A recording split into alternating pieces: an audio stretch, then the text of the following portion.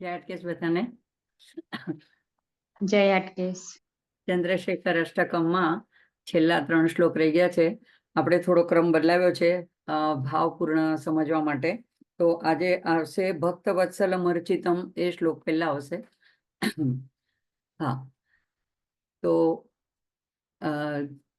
ગઈકાલ સુધી આપણે જોયું કે નાનો એવો માર્કંડેય બાળક એ શંકર ભગવાનને રીઝવવા માટે એક તરફથી એની પ્રશંસા કરે છે, બીજી બાજુથી ઇનડાયરેક્ટલી પરોક્ષ રીતે એ યમરાજને પણ લલકાર આપે છે કે હું ચંદ્રશેખરના આશ્રયમાં છું, એટલે ખબરદાર, તું મારું કઈ બગાડી શકતો નથી. તો હવે આપણે આગળ જોઈએ.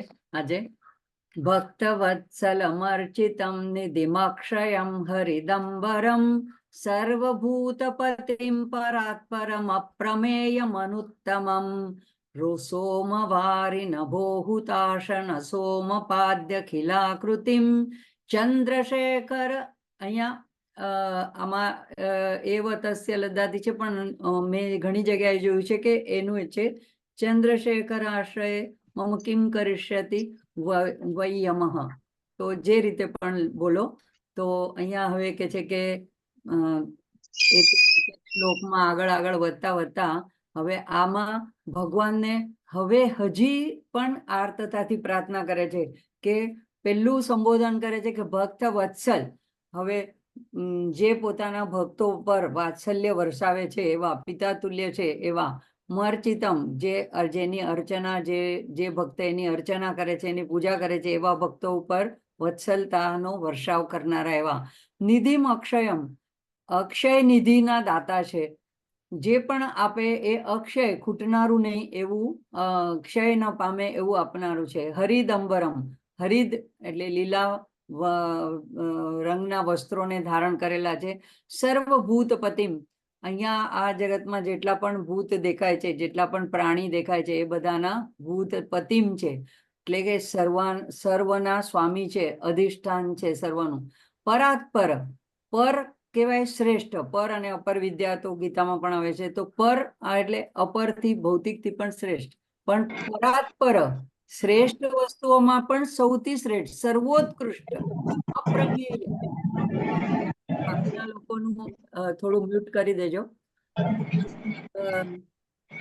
તો એ પરાત્પર, અપ્રમેયમ, અને પ્રમેય એટલે જેને કોઈ પણ વસ્તુથી માપી શકાય. જેમ કે લંબાઈ કે માપવું હોય તો આપણે મીટરમાં માપીએ, તે જળને માપવું હોય તો લીટરમાં માપીએ છીએ. કોઈ વસ્તુને આકાશનું ડિસ્ટન્સ માપવું હોય તો એને લાઇટની ગતિથી માપવામાં આવે છે. તો આ રીતે જે પણ વસ્તુને આપણે જાણવી હોય તો એના માટેના જુદા જુદા વસ્તુ માટેના જુદા જુદા માપ, ભૌતિક માપો આપણી પાસે દુનિયામાં અવેલેબલ છે. પણ ભગવાનને માપવા માટે કોઈ માપ છે નહીં, એટલે અપ્રમેય છે. માપી નથી શકાતા એમને, કે કેવડા છે, કેટલા મોટા છે, લાંબા છે, ટૂંકા છે, કેવા છે. અનુત્તમમ, ઉત્તમથી પણ શ્રેષ્ઠ, બધી ઉત્તમ વસ્તુઓમાંથી પણ સર્વોત્તમ, તો એને કોઈ બીજી ઉપમા આપી શકાય એવા નથી, એવા અનુત્તમમ. સોમવારી, સોમ ચંદ્ર, વારી જળ, નભો આકાશ, ભૂતાશન અગ્નિ, સોમપાદ્ય અખિલાકૃતિમ, એટલે આ દ્વારા એમની અખિલાકૃતિમ એટલે એક્સેટ્રા વગેરે વગેરે, એટલે કે સૂર્ય, ચંદ્ર, જળ, પૃથ્વી, આકાશ, આ બધા જે એમના અષ્ટમૂર્તિ છે એનો અહીંયા ઉલ્લેખ કરીને કહે છે કે આ બધા અષ્ટમૂર્તિ રૂપે પણ શિવજી મારી આસપાસ પૃથ્વીમાં ચારે તરફ એ પ્રત્યક્ષ છે અને પ્રેઝન્ટ છે, ત્યાં ઉપસ્થિત છે અષ્ટમૂર્તિ રૂપે. તો ચંદ્રશેખર એવ તસ્ય દદાતિ મુક્તિ અયત્નતઃ, પણ અહીંયા હજી આ છેલ્લી કડીમાં ફક્ત આવે છે આ વાત. એટલે એમ કે છે કે ચંદ્રશેખરના આશ્રય છું તો મને યમ શું કરી શકશે. હજી એનું કહેવાનું, ભગવાનને આર્તતાથી પોકારવાનું, ભગવાનના ધ્યાનમાં મગ્ન થવાનું ચાલુ છે. તો અહીંયા હવે કઈ છેલ્લે વસ્તુ અજમાવે છે ભગવાનને પોકારવા માટે. તો એમ કે છે કે તમે ભક્ત વત્સલ છો ભગવાન, એટલે કે હું પણ તમારો ભક્ત છું. અને જો પ્રેમ કરવાના જુદા જુદા સ્વરૂપ છે. મા બાપ પોતાના બાળકને કરે તો એ વાત્સલ્ય કહેવાય, એકબીજા મિત્ર એકબીજાને કરે તો સ્નેહ કહેવાય, પતિ પત્નીનો પ્રેમ કહેવાય, આપણો ઈશ્વર પ્રત્યેનો આપણો હોય તો અનુરાગ કહેવાય, તો આપણો મા બાપ પ્રત્યેનો હોય તો આપણો આદર હોય. તો એવી રીતે અહીંયા ભક્તવત્સલ નામથી સંબોધે છે, એટલે કે તમે મારા પિતા છો, હું તમારી વાત્સલ્યને પાત્ર છું, તો એવા છો અને હું તમારી અત્યારે પણ અર્ચના કરી રહ્યો છું. તો હે ભગવાન મારે ધાજો. પછી નિધિમ અક્ષયમ, તો અહીંયા અક્ષય નિધિની વાત કરે છે. તો એવું કયું અક્ષય નિધિ એને જરૂર પડી ગઈ?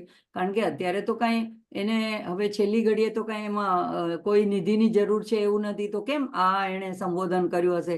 તો આગળ જે બધા નામ આવે છે, સર્વભૂત પતિમ, પરાત પર, અપ્રમેય, અનુત્તમમ, એટલે બધા સુપરલેટિવ ડિગ્રી, બધા ઉત્કૃષ્ટમાં ઉત્કૃષ્ટ એવી બધી ઉપમાઓથી સંબોધિત કરે છે ભગવાનને.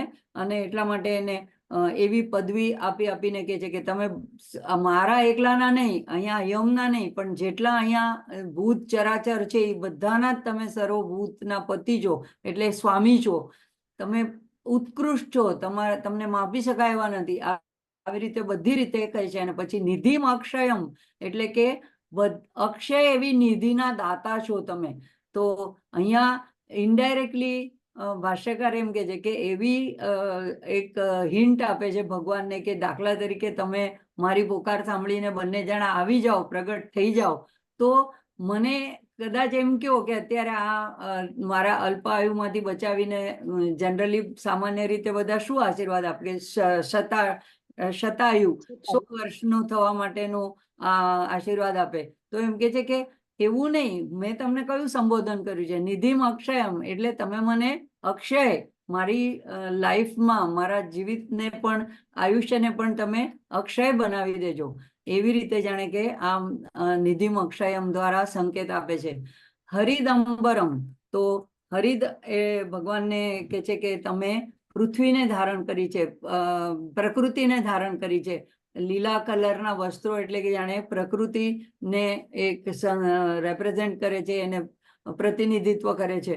તો તમારી પ્રકૃતિ બધી તમારા વશમાં છે. તમે દિગંબરમ એક નામ છે, અહીંયા હરિદંબરમ, તો હરિદ એવી પ્રકૃતિને તમે ધારણ કરી છે. અને પછી એ પ્રકૃતિ રૂપે શું કે છે આગળની ત્રીજી લાઈનમાં, કે પ્રકૃતિની જે અષ્ટધા પ્રકૃતિ કહેવાય, તો એ અષ્ટમૂર્તિ જે છે, તો એમાં પંચ મહાભૂત આવી ગયા.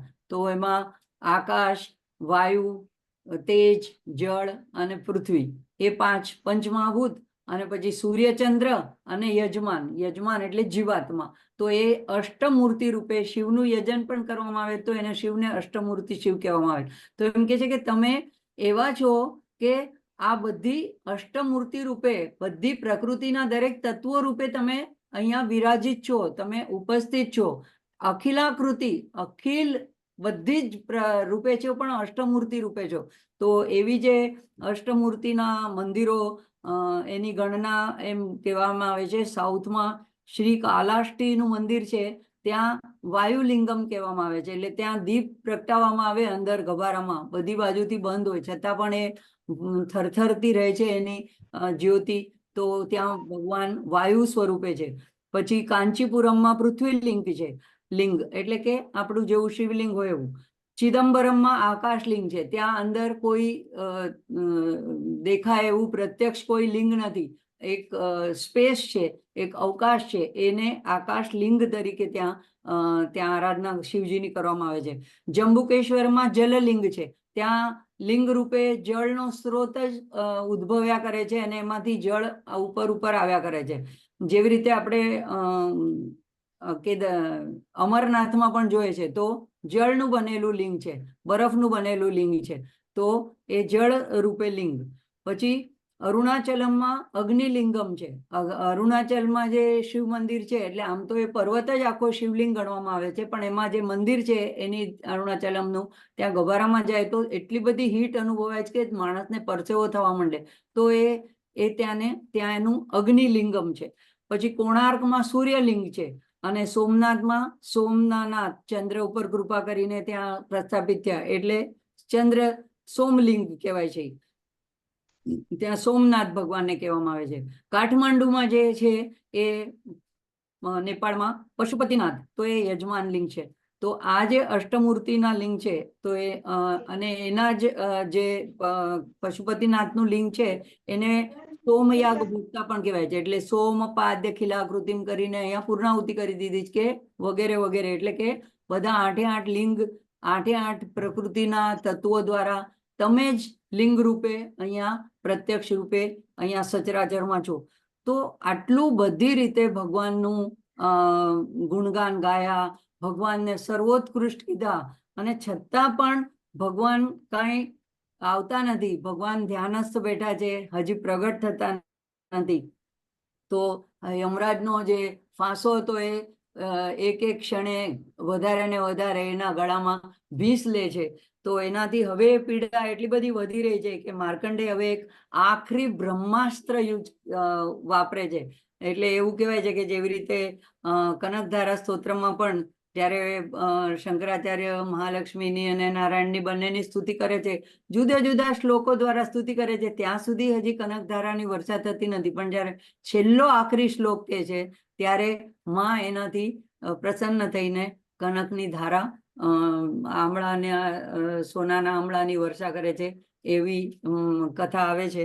તો એવી રીતે સુવર્ણની વર્ષા ત્યાં જેમ છેલ્લા શ્લોક દ્વારા થઈ, તો અહીંયા હવે છેલ્લા શ્લોક રૂપે આપણે જે વચ્ચે એક શ્લોક છોડી દીધો હતો એની લેશું. યક્ષરાજ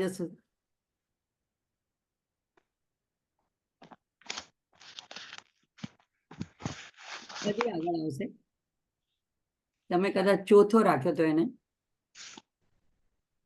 હા, મત પછી હતો, હા, અહીંયા 5મો. તો હવે આ શ્લોક મેં જે એક્સપ્લેનેશન વાંચ્યું એમાં એમણે આ શ્લોક છેલ્લો લીધો છે. કોઈ પણ રીતે લઈએ, એમણે એમના ભાવ પ્રમાણે સમજાવવા પ્રમાણે આ શ્લોકને છેલ્લો લીધો છે. યક્ષરાજ સખમ ભગાક્ષ હરમ ભુજંગ વિભૂષણમ શૈલરાજ સુતા પરિષ્કૃત ચારુવામ કલેબરમ શેલનીલગલમ પરશ્વદધારિણમ મૃગધારિણમ ચંદ્રશેખરમાશ્રયે મમ કિં કરિષ્યતિ વૈયમ. તો અહીંયા હવે છેલ્લે માને પણ હવે વચ્ચે પાડે છે કે હવે શું કરી શકાય, કે પિતાજી તો ધ્યાનમાં મગ્ન થઈ ગયા છે અને મારી કોઈ વિનંતી સાંભળતા નથી. તો હવે આમાં કે છે કે યક્ષરાજ સખમ, તો યક્ષરાજ કુબેરની વાત યાદ કરાવે છે. એક રીતે લાગે કે જાણે ભગવાનની પ્રશંસા કરે છે, પણ આ કુબેર એકવાર એવી રીતે જ્યારે શિવ પાર્વતી એકાંતમાં બેઠા હોય છે અને ત્યાં આવી ચડે છે અને એક એવી ઈર્ષાની દ્રષ્ટિથી કે કુદ્રષ્ટિથી માની તરફ જોવે છે, એ બંનેને બેઠેલા જોવે ત્યારે એ વાતથી ક્રોધિત થઈને શિવજી એમને એની આંખોને જ ફોડી દે છે. પણ કારણ કે આંખોથી એને અપરાધ કર્યો છે એટલે, પણ માના ચરણમાં પડીને બહુ માફી માંગે છે. ત્યારે માં એને કૃપા કરીને, માં દયાળુ છે, કૃપા કરીને એમને કે એમની આંખો પાછી આપો. તો એને કોઈ બીજી એમ આંખો પાછી આપવામાં આવે છે, એવી એક કથા આવે છે. તો અહીંયા એ સંદર્ભ આપે છે.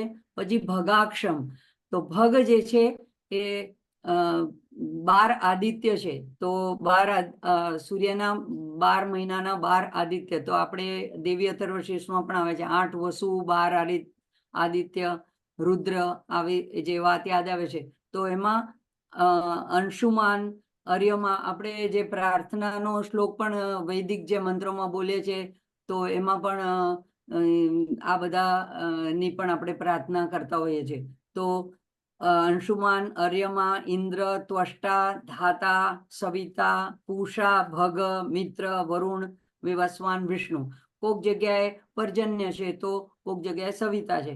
તો આવી રીતે જે 12 એના આદિત્ય છે, એમાંના જે ભગ નામનો જે આદિત્ય છે એણે એકવાર યજ્ઞ કર્યો, દેવતાઓને બધાને બોલાવ્યા અને એનો ભાગ બધાને આપ્યો. પણ શિવજી એક તો એનો દેખાવ એવો કે જટાજૂટ અને ભસ્મ ચર્ચિત એવા, તો એ શિવજીને એને અભિમાનથી એણે શિવજીને ભાગ પોતાના યજ્ઞનો ના આપ્યો. તો આ રીતે એમણે એનું અપમાન કર્યું. શિવજીને ક્રોધ આવ્યો કે આને એનો બોધપાઠ શીખવાડવો જોઈએ. તો ત્યારે પણ એની એક આંખ ફોડી લે છે. તો વગાક્ષ હરમ એટલે કે એની આંખને હરી લેનારા. તો અહીંયા આ બે વાત કહીને શું કહેવા માંગે છે કે જો મારા પિતાજીને ક્રોધ આવે ને, જો કોઈ ગેરવર્તાવ કરે ને, મારી મા સાથે કર્યો તો કે આવી રીતે અપમાન કરે, દુર્વ્યવહાર કરે, તો પછી છોડતા નથી, આંખ જ સીધી ખેંચી લે છે એવા લોકોની, એમ કરીને ચેતવણી પણ આપે છે. ભુજંગ વિભૂષણમ, તો વાસુકી નાગને વિભૂષણ તરીકે ગળામાં ધારણ કરનારા એવા મારા પિતાજી છે. શૈલરાજ સુતા પરિષ્કૃત ચારુઆમ કલેવરમ. હવે આ એનું બ્રહ્માસ્ત્ર છે કે છેલ્લે માને યાદ કરે છે કે હે પિતાજી, તમે એકલા નથી, તમારા વામ વિભાગમાં માતા પણ છે. એટલે ઇનડાયરેક્ટલી માતાને પણ પ્રાર્થના કરે છે કે તમે પણ હવે કંઈક આમાં કરો. તો શૈલરાજ સુતા એટલે હિમાલયની સુતા પુત્રી, પરિષ્કૃત એનાથી શોભાયમાન છો તમે, ચારુ આમ એટલે ડાબી બાજુ તમારું ડાબા બાજુનું અંગ જે છે કલેવરમ એ એનાથી શોભી રહ્યું છે. તો અને બીજો પણ સંદર્ભ આપે છે કે શૈલ નીલ ગલમ. તો શૈલ નીલ ગલમ એની પણ સમુદ્ર મંથનમાંથી જે વિષ નીકળ્યું હતું અને જે ભગવાને પ્રાશન કર્યું હતું શિવજીએ, તો તે પણ એમ કહેવાય છે કે કેમ બાધા ન ઉત્પન્ન કરી શક્યું. તો ત્યારે સૌંદર્ય લહરીમાં પણ આવે છે, બીજી જગ્યાએ પણ એનો ઉલ્લેખ આવે છે કે કારણ કે એમના અર્ધાંગમાં માતાનો વાસ છે, માતા સ્થિત છે. તો એટલે અને માં લલિતા ત્રિપુર સુંદરી કયો, રાજરાજેશ્વરી કયો, પાર્વતી કયો, એ એક આર્દ્ર સ્વરૂપ છે અને એક શીતળ સ્વરૂપ છે, એક અમૃતમય સ્વરૂપ છે. તો એને લીધે અને એમના પાતિવ્રત્યને લીધે, એમની પતિવ્રતા વ્રતના પ્રભાવથી ભગવાનને એ જે કાળકૂટ હલાહલ વિષ હતું એ કઈ બાધા ન કરી શક્યું, પણ એનો કંઠ ખાલી નીલ થઈ ગયો. તો આ યાદ કરીને પણ એમ કે છે કે અત્યારે હું એવા જ એ જ કંઠને પકડીને છું. તો માં, તમે જેમ શિવના કંઠની રક્ષા કરી હતી, એને બાધા ન થઈ, એમ મારી પણ અત્યારે રક્ષા કરો. આવી રીતે એનો અંદરનો ગર્ભિતાર્થ નીકળે છે. પછી પરશ્વદ ધારિણમ, એવા લીધેલા એવા એ ધારણ કરેલા છે. અને મૃગલાંચન ધારિણમનું અહીંયા શોર્ટમાં મૃગધારિણમ લખ્યું છે. મૃગલાંચન એટલે ચંદ્રને ધારણ કરનારા એવા ચંદ્રશેખરના હું આશ્રયમાં છું. તો મમ કિમ કરિષ્યતિ વયમ. એટલે એક હવે આવું જયારે છે, છેલ્લે આ બ્રહ્માસ્ત્ર વાપરે છે, છેલ્લે જયારે આ શ્લોક કે છે ને, ત્યારે પછી એમ કહીને કંઠની વાત કરીને એકદમ પોતે શિવલિંગને અત્યાર સુધી પકડ્યું હોય છે કચકચાવીને, પછી પોતાનું માથું ડાળી દે. તો એના ગળામાં જે મૃત્યુનો પાશ, યમ પાશ હોય છે, એ શિવલિંગને સ્પર્શ કરી જાય છે. માતાથી આ સહન નથી થતું કે યમની આટલી હિંમત કે મારા પતિને શિવજીને યમપાશથી સ્પર્શ કરાવે છે. યમપાશનો સ્પર્શ કોને કરાવે છે? એને હવે મૃત્યુ માટે એને લઈ જવાનો, એના પ્રાણ હરણ કરવાનો. એટલે પાર્વતીજીને એટલો બધો ક્રોધ આવે છે અને શિવજીને તરત જ કહે છે કે હજી તમે આટલું બાળક બિચારું આટલું દુઃખમાં છે, તમને આટલું વિનવણી કરે છે, તમે સમાધિમાં છો, ઉઠો, મદદ કરો એની. અને માની જ્યારે રેકમેન્ડેશન આવે, માની જ્યારે અનુમતિ આવે, આમાં પણ લલિતા સહસ્ત્રનામમાં પણ કે શિવજ્ઞાન પ્રદાયની માં જ્યારે હાથ પકડીને શિવજી પાસે લઈ જાય, તો શિવજી એના પર અનુગ્રહ કરવો જ પડે છે. હવે અહીંયા માએ પણ વિનંતી કરી. આપણે ભૌતિક જગતમાં પણ જોઈએ છે કે જો પિતાજી પાસેથી કઈ કામ કરાવવું હોય, કઈ પિકનિકમાં જવું હોય, પૈસા કઢાવવા હોય, તો બાળકો પેલા મમ્મીને પટાવી લેશે, પછી મમ્મી જઈને એવી રીતે રજૂઆત કરશે કે પિતાજી અંતે માની જશે. તો આ રીતે અહીંયા હવે માતા જ્યારે શિવજીને ધંડોળે છે, જાગૃત કરે છે, તો એકદમ જ શિવજી ક્રોધમાં એ શિવલિંગમાંથી જ એકા પ્રગટ થાય છે. આ બનેલી હકીકત છે કે શિવલિંગમાંથી પ્રગટ થાય છે ભગવાન, અને યમને ડાબા પગની લાત એટલી જોરદારથી લાત મારે છે કે એ ઊંધો પડે છે, પણ ખાલી પડી નથી જતો, મૃત્યુને જ વશ થઈ જાય. એટલે જે મૃત્યુનો દેવતા હતો એ જ મૃત્યુ પામે છે. અને પછી ભગવાન એ નાના બાળકને ગળે પંપાળે છે, હાથ લગાડે છે, પ્રેમ કરે છે, ઉપાડીને પંપાળે છે, પોતાના છાતી સરસો ચાપે છે અને કહે છે કે અરે બેટા, તું આટલો વખત આવો ઓલું સહન કરતો રહ્યો મૃત્યુ પાસ, અને આટલું પીડા સહન કરતો, અને છતાંય તું અમારા ગુણગાન ગાતો રહ્યો અને તારો અમારા ધ્યાનમાં મગ્ન રહ્યો. તો બોલ કે તું શું ઈચ્છે છે? તો પણ એ કાંઈ નથી બોલતો, કારણ કે ભગવાન તો અંતર્યામી છે, બધું જાણે છે. એટલે ભગવાન કે છે અચ્છા, તો હું તને હવે દીર્ઘાયુ એટલે કે અમરત્વ એટલે કે ચિરંજીવ બનાવું છું, તો જે કલ્પોના કલ્પો સુધી તું એમને જીવિત રહીશ, તને કાળ તારું કઈ નહીં બગાડી શકે. અને પછી એ મોટો થઈ માર્કંડેય ઋષિ બને છે, અને જેમણે દેવી ભાગવત પણ લખ્યું, પુરાણ માર્કંડેય પુરાણ પણ લખ્યું, તો આ બધા શાસ્ત્રોના રચયિતા બને છે. એવા આ માર્કંડેય મુનિએ આ પોતાના જ્યારે એના મૃત્યુ એની સમીપ આવે છે ત્યારે એણે જે આ સ્તોત્ર રચ્યું, એટલે કે એના મોઢાથી અનાયાસ નીકળ્યું, અને એ આ છે ચંદ્રશેખર અષ્ટકમ. અને એના જો ત્રણેય કડીઓનો ભાવ આપણે મર્મ સમજીએ મનમાં, તો એમ કહેવાય છે કે મૃત્યુના શૈયા પર પણ કોઈ ગયેલો અલ્પાયુષ એટલે કે અલ્પાયુષ એટલે અપમૃત્યુ જો થવાનું હોય, ઘણી વાર એવું થાય છે કે ઘાત કહેવાય છે એને જ્યોતિષશાસ્ત્રમાં, કે આપણું ત્યારે હજી મૃત્યુ ટળી શકે હોય છે. એક અટળ મૃત્યુ હોય છે ત્યારે એ તો બધાનું જ આવે છે, પણ એક એવું મૃત્યુ હોય છે કે વચ્ચે મૃત્યુ આવવા માટેની ઘાત હોય છે. તો એને જો સંતની કૃપા હોય, અથવા ઈશ્વરના આશીર્વાદ હોય, અથવા એવી ઈશ્વરના આશીર્વાદથી જ યોગ્ય સમયે એવી કોઈ વૈદ્ય કે ડોક્ટરની એવી સહાય મળી જાય, તો એ ઘાતમાંથી માણસ ઉગરી જાય છે. તો એમ કહેવાય છે કે આ સ્તોત્રનો જે એવી રીતે પઠન કરે છે એને ભગવાન શું આપે છે, તો એનું હવે વર્ણન શ્લોકમાં આવે છે. એ લોકો પાછળથી જોડાય પોતાની જાતને મ્યુટ કરી લે. હા, મૃત્યુ ભીતમ મૃકંડ સૂનુ કૃતસ્તવમ શિવ સન્નિધૌ યત્ર કુત્ર ચ યહ પઠેન પઠેન, અને પછી ડબલ ના છે, નહીં તસ્ય મૃત્યુ ભયમ ભવેત પૂર્ણમાયુરરોગિતામ અખિલાર્થ સંપદમાદરમ ચંદ્રશેખર એવ તસ્ય દદાતિ મુક્તિમયત્નતઃ. તો અહીંયા હવે આ લખેલું છે ફલશ્રુતિ, એટલે અહીંયા હવે માર્કંડેય પોતે નથી બોલતો કે હવે મારું મૃત્યુ યમ મારું શું કરશે, એટલે અહીંયા એની ફલશ્રુતિમાં હવે છેલ્લી લાઈન બદલાઈ જાય છે. તો અહીંયા છે મૃત્યુ ભીત મૃકંડ સૂનું, મૃત્યુના ભયથી કોઈ પણ વ્યક્તિ, મૃકુંડનો સૂત એટલે કે માર્કંડેયને મૃત્યુનો ભય નહોતો, પણ જે કોઈ વ્યક્તિ એવું આ મૃત્યુના ભયને લીધે કોઈ એવી બીમારી આવી જાય, કોઈ એવો અપઘાત આવી જાય, કોઈ એવી આપત્તિ આવી જાય, કોઈ વખત રાજ્યથી કોઈ એવો મૃત્યુદંડ મળ્યો હોય, તો એવે વખતે એ સુનુકૃત, સુનુ એટલે એના સૂત દ્વારા એટલે કે માર્કંડેય દ્વારા સ્તવમ શિવ, આ સ્તવમ એટલે કે આ સ્તવ, આ સ્તોત્ર શિવ સન્નિધૌ, શિવની સન્નિધિમાં એટલે કે કાં તો શિવાલયમાં કાં તો પોતાના મંદિરમાં, પણ આગળ કીધું છે યત્ર કુત્ર, જ્યાં હોય ત્યાં. હવે કોઈ વાર જેલમાં હોય તો એને મૃત્યુનો ભય, તો એમ ત્યાં ક્યાં મંદિર જોવા બેસે, તો યત્ર કુત્ર ચ યહ પઠેન, જ્યાં પણ એ યહ એટલે જે વ્યક્તિ, જે ભક્ત આ પઠન કરશે, તસ્ય મૃત્યુ ભયમ નહીં ભવેત, તેને મૃત્યુનો ભય તો ક્યારે રહેશે જ નહીં, ન ભવેત થશે નહીં.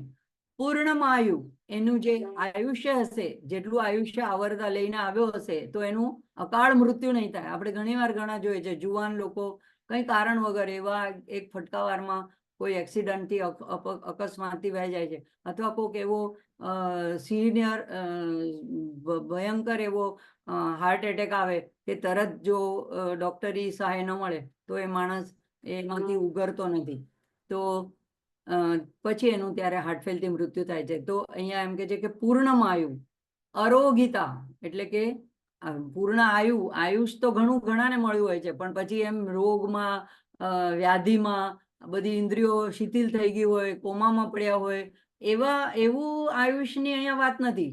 અરોગિતા કોઈ રોગ વગરનું, નિરામય એવું, આરોગ્યમય એવું, અખિલ આર્થ બધા જ અર્થ, ધર્મ અર્થ કામ પણ કહી શકાય, અને અખિલ જે પણ જેને ઈચ્છો હોય તો સંપત્તિ બધી, અને આદરમ લોકોમાં આદર, લોકોમાં માન, અને ચંદ્રશેખર એવ એટલે હજી પણ શું બીજું આપશે, તસ્ય દદાતી એને આપશે મુક્તિમ, છેલ્લે મુક્તિનું પણ દાન મળી જશે, એટલે કે મોક્ષ પ્રાપ્ત થશે.